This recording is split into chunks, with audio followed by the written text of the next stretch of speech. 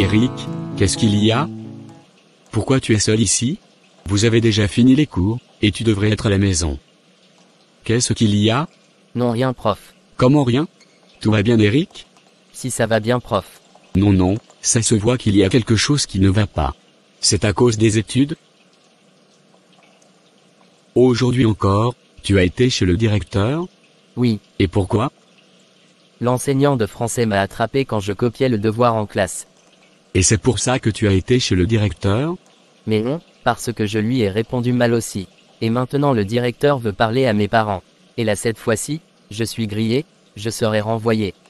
Eric, je ne te comprends pas. Pourquoi tu ne t'étudies pas? Pourquoi tu ne t'engages pas autant? Vous savez pourquoi? Parce que tout c'est inutile. Je ne suis pas intelligent moi, et je ne le serai jamais. Tout le monde me dit. Tous me disent que je ne vaux rien. Et même mon père aussi.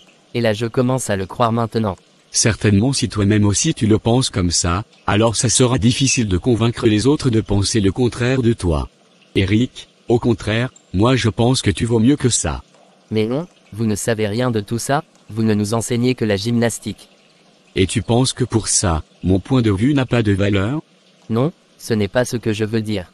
Vous pouvez savoir si je suis porté pour les activités physiques, mais pas dans d'autres cours.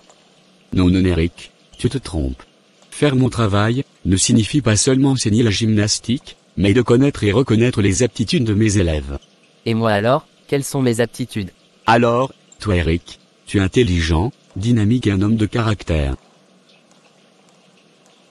Tu dois seulement apprendre à croire en toi-même, et surtout ne pas t'identifier comme l'élève le plus pire de la classe, comme tu te l'imagines depuis tout ce temps.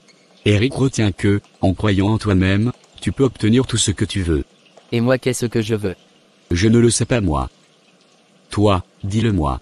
Qu'est-ce que tu aimes faire? J'aime dessiner. Alors, encore un peu plus de courage. Engage-toi davantage et prends-toi ce diplôme.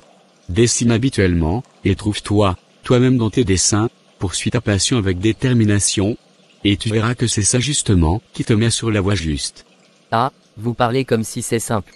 Non, ça ne sera jamais simple et facile, mais rappelle-toi d'une chose, si tu ne fournis pas d'efforts pour toi-même aujourd'hui, de toute façon tu le feras, pour quelqu'un d'autre demain. Maintenant je dois m'en aller. N'ignore pas ce que je t'ai dit. À demain. Merci beaucoup prof, à demain. Hélène, tu es rentrée un peu si tard aujourd'hui. Si, Léa m'a amené à une exposition des tableaux d'œuvres d'art. Ah oui, intéressant, et comment ça a été? C'était vraiment merveilleux, tu n'as pas idée. J'ai acheté même ce livre ici, écrit par l'artiste lui-même. Il y a des photos de tout son ouvrage, ça me ferait plaisir si nous le regardons ensemble, comme ça tu peux me suggérer quelque chose pour notre maison. Si, ça me va. Alors, c'est un artiste très jeune, mais déjà de grande renommée, il expose même dans des musées. Ici à droite, il y a une dédicace, je la lis? Oui, lis.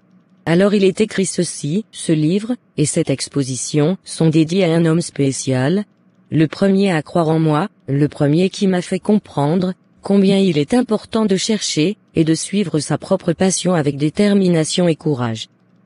Seulement comme ça, l'on peut être heureux. Et seulement comme ça aussi, nous pouvons découvrir qui sommes-nous vraiment. Je ne l'ai jamais remercié, je le fais maintenant, merci prof, merci Adrien Serre. Mais Adrien Serre?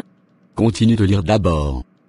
Ça n'a pas été facile, mais il avait raison, si tu ne fournis pas d'efforts aujourd'hui pour toi-même, tu le feras demain pour quelqu'un d'autre.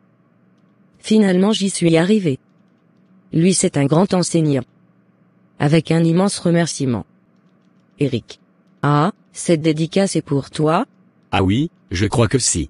Oh Eric, bravo. Finalement, il a cru en lui-même, il l'a voulu, et voilà il l'a pu.